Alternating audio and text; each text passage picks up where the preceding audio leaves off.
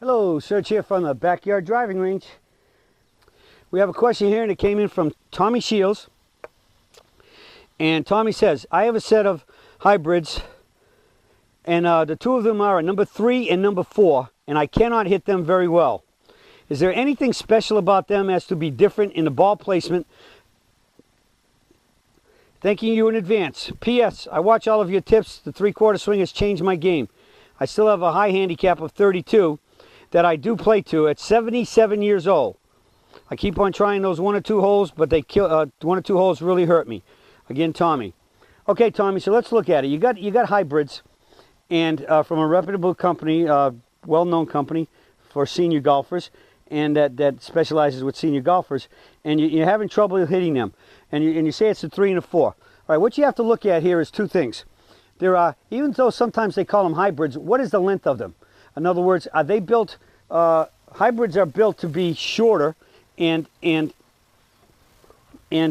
relative to your relationship to your 3-wood, they should be consistently shorter, way shorter. And the true hybrids, which they do especially with like the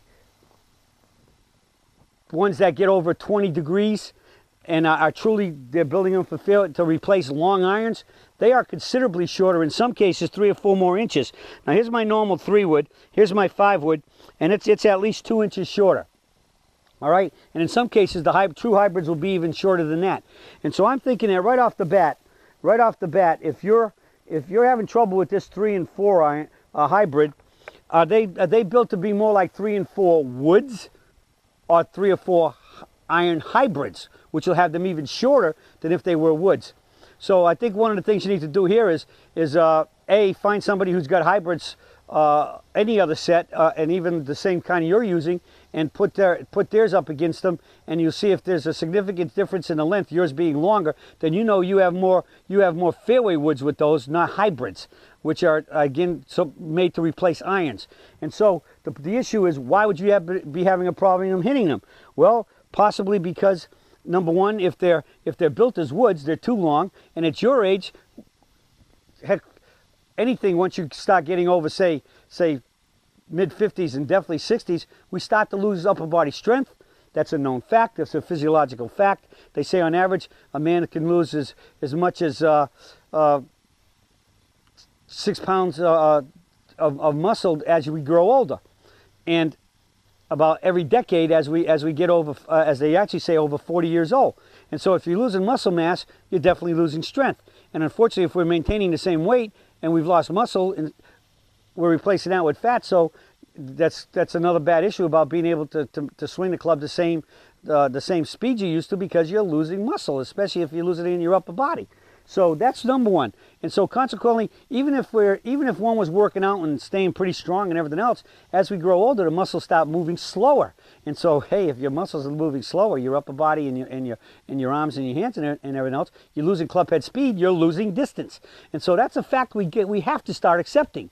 I mean, you have to accept it. It's part of the human physiological transformation from birth until as we grow older and get into old age, and eventually we all die, right? There's what did they say? You got 2 of the most important things that everybody's going to have is taxes and death, right?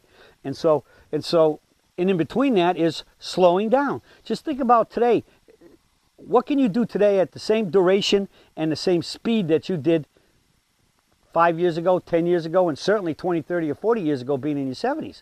We're all slowing down, and we have less energy, and that's why it's so important to stay fit and have good diet, good nutrition, and good exercise programs, strength as well as flexibility and suppleness. And so you have to do those things. But no matter how much you do those, you're still going to lose speed. So the key is to make sure that your equipment is fitted for you. So I really think, Tommy, the number one issue is you probably have really fairway woods in your bag, and they're not really hybrids, and they're very likely too long. Most fairway woods and most woods are built a little too upright. That means the lie angle from the shaft to the ground is too vertical. And so when you grab it, when a person who addresses the ball with that club, because of their height, the shaft goes down and the toe goes up, effectively hooking the club. And most drivers in fairway woods are automatically put hook on it, because why? They hook the faces, which means they turn the face inward a little bit in the design of the head, so that it helps golfers stop slicing because probably what? At least 95% of the golfing population hits slices. So they build in an artificial anti-slice issue in your clubs to help you hit the ball straighter.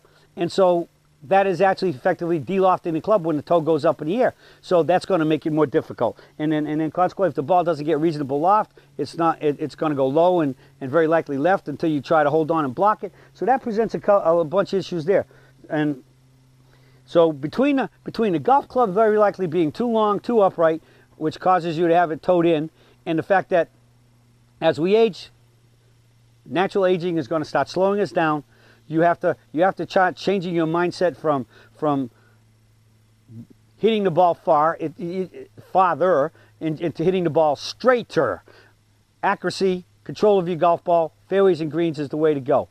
We all admire the senior golfer at our club who stands up there in the range and knocks it down the middle, nice average, good solid hits down the middle, knocks it up near the green or on the green, and if he's near the green, he gets it up and down, and we all say, wow, look at that, his short game and everything else. Well, that's what we have to start aspiring to. We have to change our battle plan.